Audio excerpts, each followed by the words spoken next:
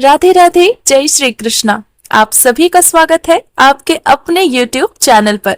आज का दिन आप सभी के लिए शुभ और मंगलकारी रहे, ऐसी हम कामना करते हैं। आज दिनांक है 11 नवंबर 2025 और दिन है मंगलवार। आज मासिक कृष्ण जन्माष्टमी है। साथ ही सर्वार्थ सिद्धि योग और रवि योग भी आज के दिन बन रहा है। मार्गशीर्ष मास को हम अगहन मास के नाम से भी जानते हैं। ये महीना भगवान श्री कृष्ण को अत्यंत प्रिय है। इस महीने में किए गए दान पुण्य, जप, तप, कथा श्रवण का फल कई गुना बढ़कर मिलता है। इसीलिए हम प्रतिदिन आपके लिए ला रहे हैं मार्गशीर्ष मास के महत्व की कथाएं। और इसी श्रृंखला में आज हम लोग श्रवण करेंगे मार्गशीर्ष मास के महत्व के 6ठे अध्याय की कथा। कथा का शुभारंभ करने से पहले मेरा आप सभी से एक निवेदन है, अगर आप सभी को हमारे द्वारा सुनाई जा रही कहानियां अच्छी लगती हैं, तो कृपया वीडियो को लाइक और वीडियो को शेयर भी जरूर कर दें। साथ ही चैनल को सब्सक्राइब करें और कमेंट करके हमें जरूर बताएं कि आप सभी को ये कथाएं कैसी लग रही हैं। आज मंगलवार का दिन है। मंगलवार के दिन हनुमान जी की पूजा अर्चना करने का विधान है। तो आइए सबसे पहले हम लोग हनुमान जी की एक पौराणिक कथा का श्रवण करते हैं।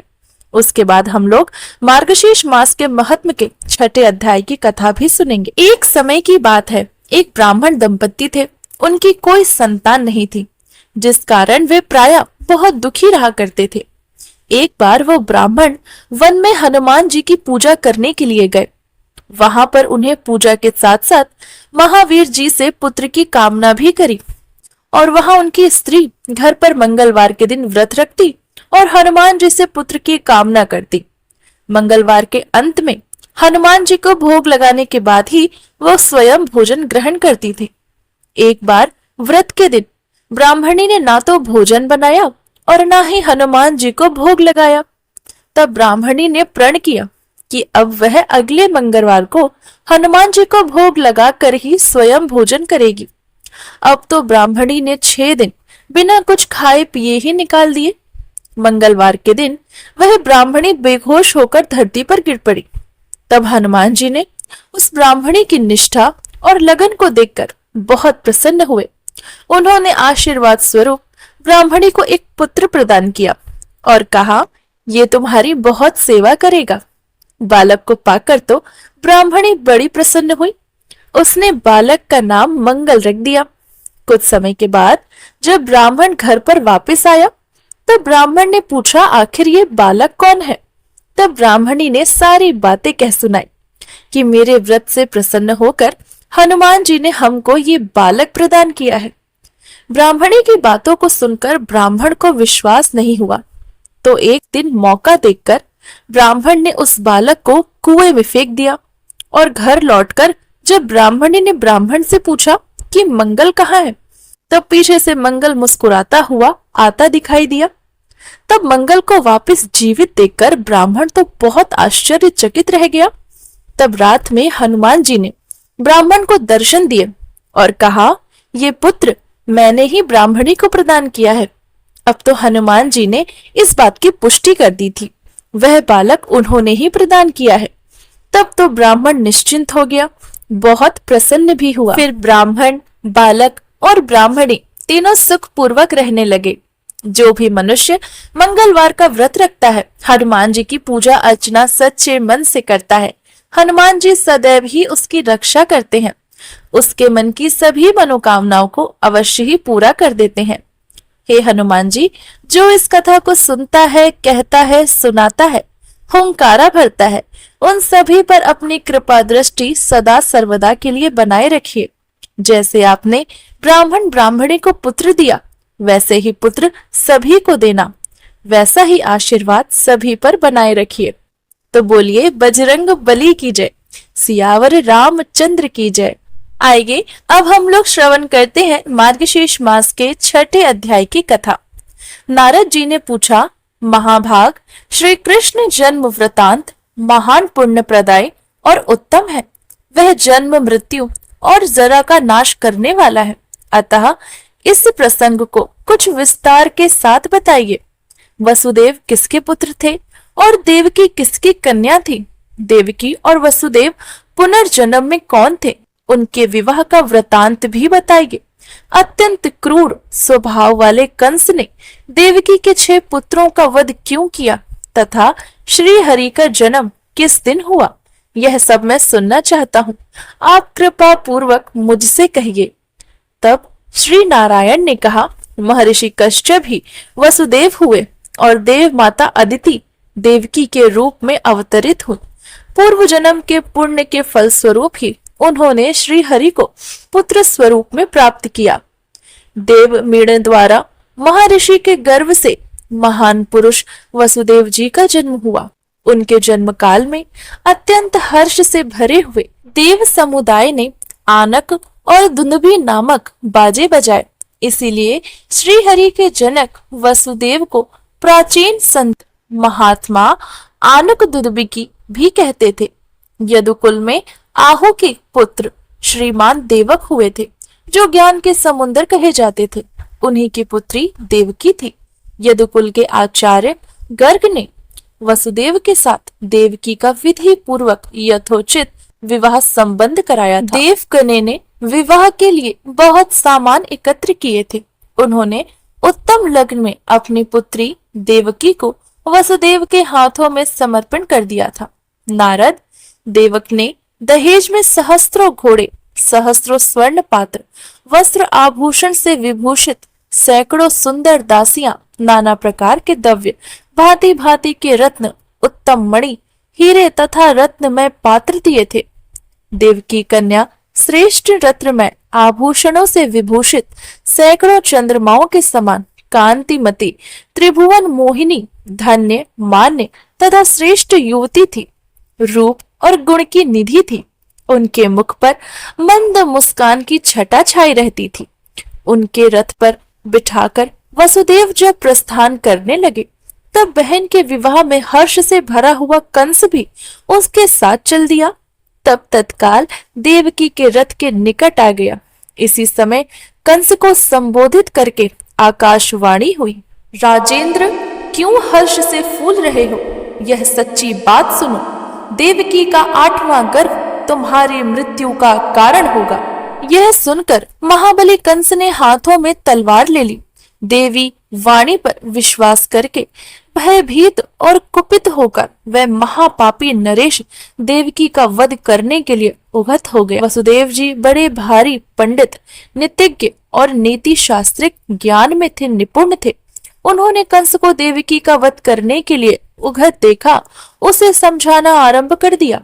वसुदेव जी बोले, राजन, जान पड़ता है तुम राजनीति नहीं जानते हो। मेरी बात सुनो, यह तुम्हारे लिए हितकर और यशकर है, साथ ही काल को दूर करने वाली शास्त्रों के द्वारा प्रतिपादित तथा समय के अनुरूप भी है।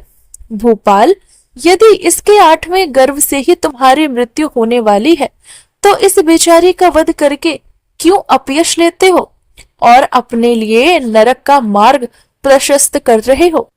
जीवन मात्र के वध से न्यूनतम पाप होते हैं, परंतु ब्रह्म हत्या बहुत बड़ा पातक है। स्त्री का वध करने से मनुष्य को ब्रह्म हत्या के समान ही पाप लगता है। विशेषता यह तुम्हारी बहन है, तुमने पालित और पोषण होने योग्य है तथा तुम्हारी शरण में आई है। नरेश्वर, इसका वध करने पर तुम्हें 100 स्त्रियों की हत्या का पाप लगेगा। मनुष्य जब तप, दान, पूजा, तीर्थ दर्शन, ब्राह्मण भोज और होम यज्ञ आदि का अनुष्ठान स्वर्ग की प्राप्ति के लिए करता है। साधु पुरुष समस्त संसार को पानी के बुलबुले और स्व प्रकार की भांति निस्सार एवं मिथ्या मानते हैं, भयदायक समझते हैं। इसीलिए वे सदैव यत्न पूर्वक धर्म का अनुष्ठान करते हैं। यदुकुल कमल दिवाकर धर्मिष्ठ नरेश्वर, अपनी इस बहन को छोड़ दो, मारो मत। तुम्हारी राजसभा में कई प्रकार के विद्वान हैं, तुम उन सबसे पूछो कि इसमें विशेषकर क्या करना चाहिए। भाई, इसके 8वें गर्भ में जो संतान होगी उसे मैं तुम्हारे हाथों में दे दूंगा, उससे मेरा क्या ही प्रयोजन है। अथवा ज्ञानी शिरोमणि, जितनी भी संतानें होंगी उन सबको मैं तुम्हारे हवाले ही कर दूंगा, क्योंकि उनमें से एक भी मुझे तुमसे अधिक प्रिय नहीं है। राजेंद्र, बहन को जीवित छोड़ दो, यह तुम्हें बेटी के समान प्यारी है। तुमने इस छोटी बहन को सदा मीठे अन्न पान देकर पाल पोस कर बड़ा किया। वसुदेव जी की यह सब बात सुनकर राजा कंस ने बहन को छोड़ दिया। वसुदेव जी प्यारी पत्नी के साथ लेकर अपने घर चले गए। नारद, देवकी के गर्भ से क्रमशः जो 6 संतानें हुई उन्हें वसुदेव जी ने कंस को दे दिया, क्योंकि वे सत्य से बंधे हुए थे। कंस ने क्रमशः उन सबको मार डाला। देवकी के 7वें गर्भ के आने पर कंस ने भय के कारण उसकी रक्षा की और विशेष ध्यान दिया, परंतु योग माया ने उस गर्भ को खींचकर रोहिणी के पेट में डाल दिया। रक्षकों ने राजा को यह सूचना दी कि देवकी का 7वां गर्भ गिर गया है। उसके गर्भ से भगवान अनंत प्रकट हुए और जो संकर्षण नाम से प्रसिद्ध हुए। तदनंतर देवकी का 8वां गर्भ प्रकट हुआ, जो वायु से भरा हुआ था। 9वां महीना व्यतीत होने के पश्चात 10वें महीने में उपस्थित होकर सर्वदर्शी भगवान ने उस गर्भ पर दृष्टिपात किया। समस्त नारियों में श्रेष्ठ देवी देवकी स्वयं तो रूपवती थी ही, भगवान के दृष्टिपात करने पर तत्काल ही उनका सौंदर्य चौगुना बढ़ गया। कंस के देखने देवकी मुख और नेत्र खिल उठे। वह तेज से प्रज्वलित हो योग माया के समान दशों दिशाओं में प्रकाशित कर रही थी। मूर्तिमान ज्योति पुंज सी दिखाई देती थी। उसे देख असुर राज कंस को बड़ा विस्मय हुआ। उसने मन ही मन कहा, इस गर्भ से जो संतान होगी वही मेरी मृत्यु का कारण है। ऐसा कहकर कंस यत्न पूर्वक देवकी और वसुदेव की रखवाली करने लगा। उसके 7 द्वारपाल भवन में उन दोनों को रख छोड़ते थे। 10वें महीने में पूर्ण होने पर जब गर्भ वायु से पूर्ण हो गया, तब सबसे निर्मल रहने वाले साक्षात भगवान श्री कृष्ण देवकी के हृदय कमल से निवास किया। और उस समय महामंसवी वसुदेव ने देवकी पर दृष्टिपात करके समझ लिया कि प्रसव काल निकट आ गया है। फिर तो वे भगवान श्री हरि का स्मरण करने लगे। रत्नमय प्रदीप से युक्त उन पर मनोहर भवन में उन्होंने तलवार, लोहा, जल और अग्नि को लाकर रखा। मंत्रज्ञ मनुष्य तथा भाई बंधुओं की स्त्रियों को भी बुला लिया। भय से व्याकुल वसुदेव ने विद्वान ब्राह्मण तथा बंधुओं को भी सादर बुला रखा था। इसी समय जब रात के 2 पहर बीत गए, आकाश में बादल घिर गए, बिजलियां चमकने लगी, अनुकूल वायु चलने लगी तथा रक्षक निद्रा हो शैया पर चले गए। इस तरह सभी सो गए, मानो मनकर अचेत हो गए हों। तब धर्म, ब्रह्मा तथा शिव आदि देवेश्वर गण वहां आए तथा गृहस्थ परमेश्वरी की स्तुति करने लगे। देवता बोले, भगवान, आप समस्त संसार की उपस्थिति के स्थान हैं, किंतु आपकी उत्पत्ति का स्थान कोई नहीं। आप अनंत अविनाशी, निष्पाप, सगुण निगुण तथा महान ज्योति स्वरूप हैं। आप निरंकार होते हुए भी भक्तों के अनुरोध पर साकार बन जाते हैं। आप पर किसी का अंकुश या नियंत्रण नहीं है। आप सर्वथा स्वच्छंद, सर्वेश्वर स्वरूप तथा समस्त गुणों के आश्रय हैं। आप संतों को सुख देने वाले, दुष्टों को दुख प्रदान करने वाले, दुर्गम स्वरूप एवं दुर्जनों के नाशक हैं। आप तक तर्क की पहुंच नहीं है। आप सबके आधार हैं, शंका और उपद्रव से शून्य है। आप आदि शून्य, निर्मल, निरीह हैं, मृत्यु की भी मृत्यु है।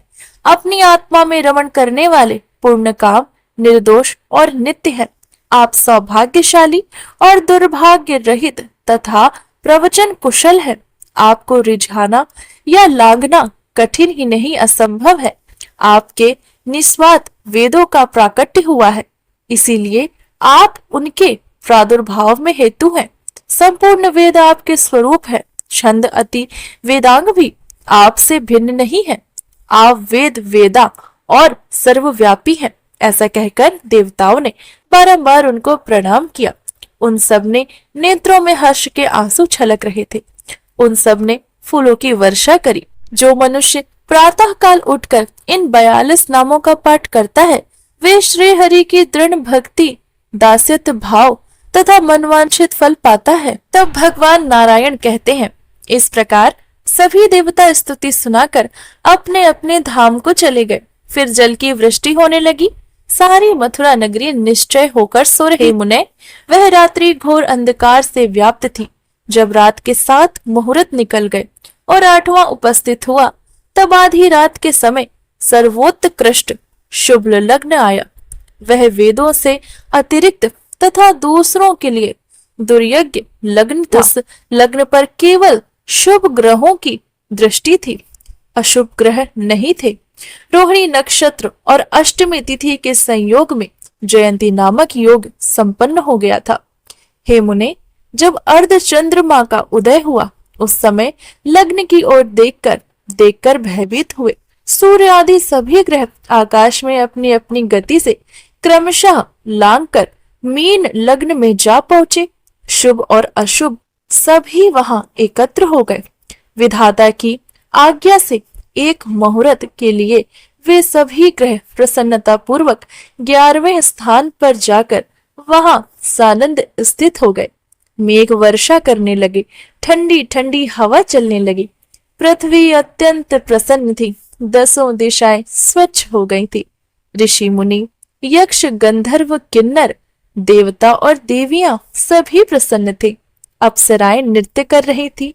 गंधर्व राज और विधादियां गीत गाने लगी। नदियां सुख पूर्वक बहने लगी। अग्निहोत्री की अग्नियां प्रसन्नता पूर्वक प्रज्वलित हो उठी। स्वर्ग में दुदुभिकियों और आनाकियों मनोहर ध्वनि होने लगी। खिले हुए पारिजात के पुष्पों की झड़ी लग गई।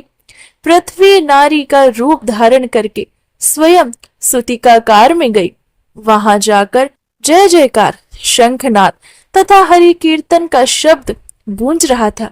इसी समय सती देवी वहां गिर पड़ी। उनके पेट से वायु निकल गई और वही भगवान श्री कृष्ण दिव्य रूप धारण करके देवकी के हृदय कमल के कोश से प्रकट हो गए। उनका शरीर अत्यंत कमनीय और परम मनोहर था। 2 भुजाएं थी। हाथों में मुरली शोभा पा रही थी। कानों में मकरात्रक कुंडल झलमिला रहे थे। सुंदर मंद मंद मुस्कान छटा बिखेर रही। वे भक्तों पर कृपा करने के लिए कातर से दिखाई दे रहे थे। श्रेष्ठ मणि रत्नों के सारतत्व से निर्मित आभूषण उनके शरीर की शोभा बढ़ा रहे थे। पीतांबर से सुशोभित श्री विग्रह की कांति नूतन जलधारा के समान श्याम थी। चंदन, अरुक, कस्तूरी और कुमकुम द्रव्य से निर्मित अंगराग सब अंगों में लगा हुआ था। उनका मुख चंद्र शरद पूर्णिमा के शशिधर की शुभ्र ज्योति को तिरस्कृत कर रहा था। बिंब फल के सदृश लाल अधर के कारण उनकी मनोहरता और बढ़ गई थी। माथे पर मोर पंख के मुकुट तथा उत्तम रत्नमय किरीट से श्री हरि की दिव्य ज्योति और भी ज्वाजल्यमान हो उठी। टेढ़ी कमर, त्रिभंग लली झांकी, वनमाला के श्रृंगार, वक्ष में श्री वत्स की स्वर्णमय रेखा और उस पर मनोहर कौस्तुभ मणि की भव्य प्रभा अद्भुत शोभा पा रही थी। उनकी किशोर अवस्था थी। वे शांत स्वरूप भगवान श्री हरि, ब्रह्मा और महादेव जी के भी परम कांत है। मुने, वसुदेव और देवकी ने उन्हें अपने समक्ष देखा। उन्हें बड़ा विस्मय हुआ। वसुदेव जी ने अपनी पत्नी देवकी के हाथ, अश्रुपूर्ण नयन, पुलकित शरीर तथा नमस्तक हो हाथ जोड़कर भक्ति पूर्वक उनकी स्तुति करी। वसुदेव जी बोले, भगवान, आप श्रीमान, इंद्रियातीत, अविनाशी, निगुण, सर्वव्यापी, ध्यान से भी किसी के वश में ना होने वाले, सबके ईश्वर और परमात्मा, स्वेच्छा में सर्व स्वरूप, स्वच्छंद स्वरूपधारी, अत्यंत निर्मल परब्रह्म तथा सनातन बीज रूप। आप स्थूल से भी अत्यंत स्थूल, सर्वत्र व्याप्त, अतिशय सूक्ष्म, दृष्टि पथ में न आने वाले, समस्त शरीर में साक्षी रूप से स्थित तथा अदृश्य है। साकार, निराकार, सगुण, गुणों के समूह, प्रकृति, प्रकृति के शासक तथा प्राकृत पदार्थों में व्याप्त होने पर भी प्रकृति से परे विद्यमान है। विभो, आप सर्वेश्वर, सर्वरूप, सर्वातक, अविनाशी, सर्वधार, निराधार और निर्व्यूह है। मैं आपकी क्या स्तुति करूं? भगवान अनंत भी आपका स्तवन करने में असमर्थ है। सरस्वती देवी में भी वह शक्ति नहीं जो आपकी स्तुति कर सके। पंचमुख महादेव भी, 6 मुख वाले स्कंद भी जिनकी स्तुति नहीं कर सकते। वेदों को प्रकट करने वाले चतुर्मुख ब्रह्मा जी जिनके स्तुति नहीं कर सकते, तथा योगेंद्रियों में गुरु के भी गुरु गणेश भी जिनकी स्तुति करने में असमर्थ है, उन आपका स्तवन ऋषि, देवता, मुनेन्द्र, मुनि और मानव कैसे कर सकता हूँ? उनकी दृष्टि में तो आप कभी आए ही नहीं। आप श्रुतियां आपकी स्तुति नहीं कर सकती, तो विद्वान लोग क्या कर सकते हैं? मेरी आपसे इतनी ही प्रार्थना है कि आप ऐसे दिव्य शरीर को त्याग कर बालक का रूप धारण कर ले। तब भगवान नारायण कहते हैं, वसुदेव जी की बातों को सुनकर भक्तों पर अनुग्रह करने के लिए कातर रहने वाले प्रसन्नवद श्री हरि स्वयं इस प्रकार कहा। श्री कृष्ण बोले, मैं तपस्याओं के फल से ही इस समय तुम्हारा पुत्र हुआ हूँ। तुम इच्छा अनुसार वर मांगो, तुम्हारा कल्याण होगा, इसमें संशय नहीं। पूर्व काल में तुम तपस्वी जनों में श्रेष्ठ प्रजापति कश्यप थे और ये सुतपा माता अदिति तुम्हारे साथ थी। तुमने अपनी इन तपस्वी पत्नी अदिति के साथ तपस्या द्वारा मेरी आराधना करी थी। वहां मुझे देखकर तुमने मेरे समान पुत्र होने का वर मांगा और मैंने भी तुम्हें यह वर दे दिया। मेरे समान पुत्र की प्राप्ति होगी। हे तात, तुम्हें वर देकर मैंने मन ही मन विचार किया। फिर यह बात ध्यान में आई कि मेरे समान तो कोई त्रिभुवन में नहीं, इसीलिए मैं स्वयं ही तुम्हारे पुत्र भाव को प्राप्त हुआ। आप स्वयं कश्यप जी हैं और तपस्या के प्रभाव से इस समय मेरे पिता वसुदेव हुए। ये उत्तम तपस्या वाली पतिव्रता देव माता अदिति ही इस समय अपने अंश से मेरी माता देवकी के रूप में प्रकट हुई हैं। आप और माता अदिति से ही मैं अंशत वामन रूप से अवतरित हुआ हूँ, किंतु इस समय आपके तप के फल से मैं परिपूर्णतम परमात्मा ही पुत्र स्वरूप में प्रकट हुआ हूँ। महामाते, तुम पुत्र भाव से या ब्रह्म भाव से जब भी मुझे पा गए हो, अब निश्चय ही जीवन मुक्त हो जाओगे।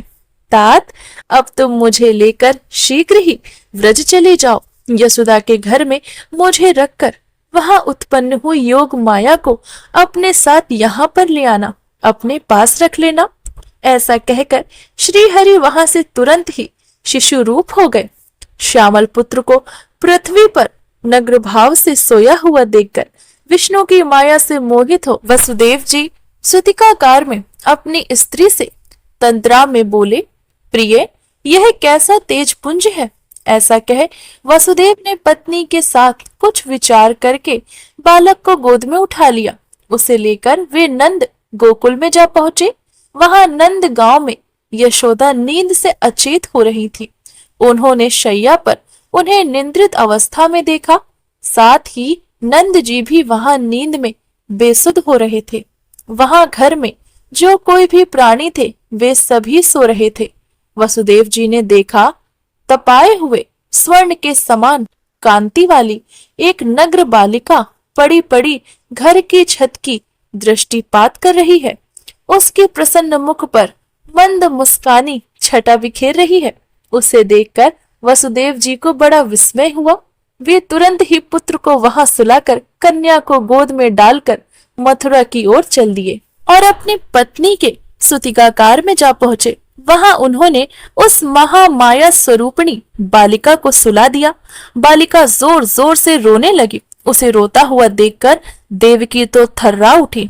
उस बालिका ने अपने रोने की आवाज से सभी राक्षसों को जगा दिया। रक्षक शीघ्र ही उठ खड़े हुए और उस बालिका को छीनकर कंस के निकट जा पहुंचे। देवकी और वसुदेव भी शोक से विहल हो पीछे पीछे चले गए। महामुने बालिका को देखकर कंस को अधिक प्रसन्नता नहीं हुई। उस रोती हुई बच्ची पर भी तो उसे दया नहीं आई। वह क्रूरता पूर्वक असुर उस बालिका को लेकर पत्थर पर दे मारने के लिए आगे बढ़ा। उस समय वसुदेव और देवकी ने बड़े आदर के साथ उससे कहा, नृपश्रेष्ठ कंस, तुम नीति शास्त्र में निपुण विद्वान हो, अतः हमारी सच्ची नीति युक्त तथा मनोहर बातों को सुनो। भैया, तुमने हमारे भाई बंधु होकर भी हम दोनों के 6 पुत्रों का वध कर डाला, फिर भी तुम्हें दया नहीं आई। अब तुम 8वें गर्भ की इस अबला बालिका प्राप्त हुई है। हमारी इस बच्ची को मारकर तुम्हें भूतल कौन सा महान ऐश्वर्य प्रदान हो जाएगा? क्या एक अबला युद्ध के मुंह पर तुम्हारी राज्य लक्ष्मी का हनन करने में समर्थ हो सकती है? ऐसा कहकर वसुदेव और देवकी दोनों दुरात्मा कंस के सामने वहां फूट फूट कर रोने लगे। कंस तो बड़ा निर्दयी था। उसने उन दोनों की बात इस प्रकार उत्तर दिया। कंस बोला, हे बहन, मेरी बात सुनो, मैं तुम्हें समझाता हूँ। विधाता देववश और तिनके के द्वारा पर्वत को धराशाही करने में समर्थ है। एक कीड़े के द्वारा सिंह और व्याघ्र तथा एक मच्छर के द्वारा विशालकाय हाथी को नष्ट कर सकते हैं। शिशु के द्वारा महान वीर का, क्षुद्र जंतुओं के द्वारा विशालकाय प्राणी का, चूहों के द्वारा बिल्ली का और मेढक के द्वारा सर्प का वध करा सकते हैं। इस प्रकार विधाता जयन के द्वारा जनक का, भक्ष्य के द्वारा भक्षक का, अग्नि के द्वारा जल का और सूखे तिनके के द्वारा अग्नि का नाश करने में समर्थ है। एकमात्र द्विज जिन्हें 7 समुद्र को पी लिया था, अतः तीनों लोकों में विधाता की विचित्र गति को समझ पाना अत्यंत कठिन है। देव योग से यह बालिका ही मेरे नाश करने में समर्थ हो जाएगी, अतः मैं बालिका का भी वध कर डालूंगा। इस विषय में विचार करने की आवश्यकता नहीं है। ऐसा कहकर कंस उस बालिका को मारना ही चाहता था कि वसुदेव जी ने पुनः उससे कहा, राजन, तुमने अब तक व्यर्थ ही हिंसा की। कृपानिधे, अब तुम बालिका को मुझे दे दो। महामुने, उसकी बात सुनकर विचारज्ञ कंस संतुष्ट हो गया। इस समय उसे बोध कराती हुई आकाशवाणी प्रकट हुई। ओ मूढ़ कंस, तू विधाता की गति को ना जानकर किसे मारने जा रहा है? तेरा वध करने वाला बालक कहीं उत्पन्न हो चुका है। समय आने पर वो प्रकट हो जाएगा। यह दैव्य वाणी सुनकर राजा कंस को बालिका को त्याग दिया। वसुदेव और देवकी उसे पाकर बड़े प्रसन्न हुए। वे इस बालिका को छाती से लगाकर घर को वापस लौट आए। मरी हुई कन्या मानो पुनः जीवित हो गई हो। इस प्रकार उसे पाकर वसुदेव जी ने ब्राह्मणों को बहुत धन दिया। विप्रवर, वह कन्या परमात्मा श्री कृष्ण की बड़ी बहन हुई। पार्वती के अंश से उसका आविर्भाव हुआ है। लोकों में वह एकानशा नाम से विख्यात हुई। द्वारिका में रुक्मणी के विवाह के अवसर पर वसुदेव जी ने उस कन्या को भगवान शंकर के अंशावतार महर्षि दुर्वासा के हाथों में भक्ति पूर्वक दे दिया था। हे मुने, इस प्रकार श्री कृष्ण जन्म के विषय की सारी बातें मैंने बताई। इसका बारंबार कीर्तन जन्म मृत्यु और जरा के कष्टों को नष्ट करने वाला सुखदायक और पुण्यदायक है। अब इसके आगे क्या हुआ, ये सब हम लोग जानेंगे कल के अध्याय में, अर्थात मार्गशीर्ष मास के महात्म्य के 7वें अध्याय में। आइए अब हम सब मिलकर श्रवण करते हैं मधुराष्टकम और श्री कृष्ण चालीसा का पाठ। मधुराष्टकम।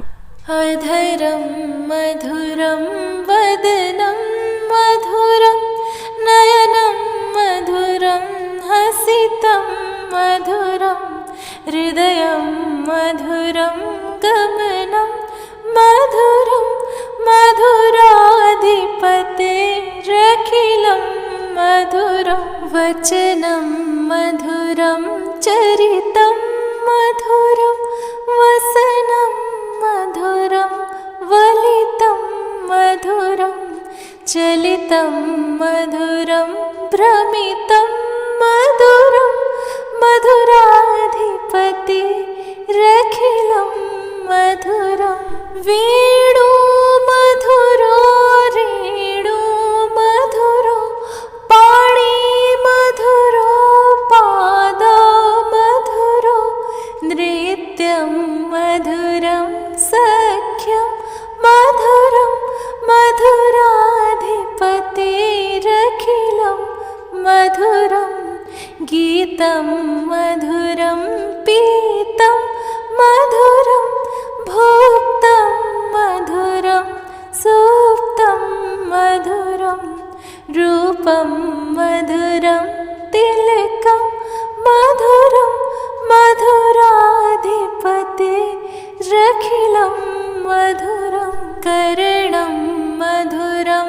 तरणं मधुरं हरणं मधुरं रमणं मधुरं वमितं मधुरं शमितं मधुरं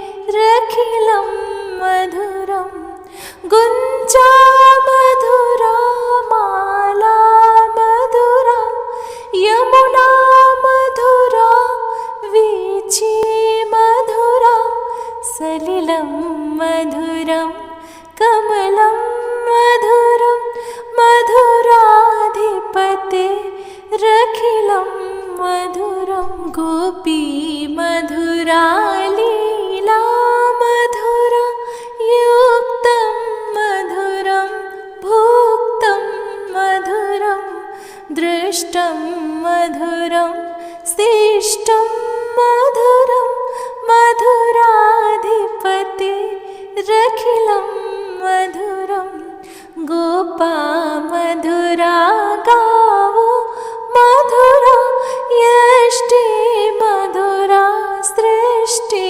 मधुरा दलितं मधुरं फलितं मधुरं मधुराधिपतिरखिलं मधुरं मधुराधिपतिरखिलं मधुरम। आइए अब हम लोग श्री कृष्ण चालीसा श्रवण करते हैं।